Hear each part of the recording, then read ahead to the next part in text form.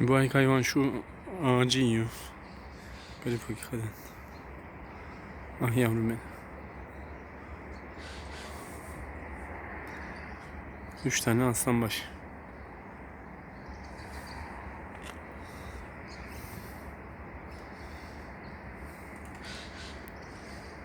Ah, yutamıyor da.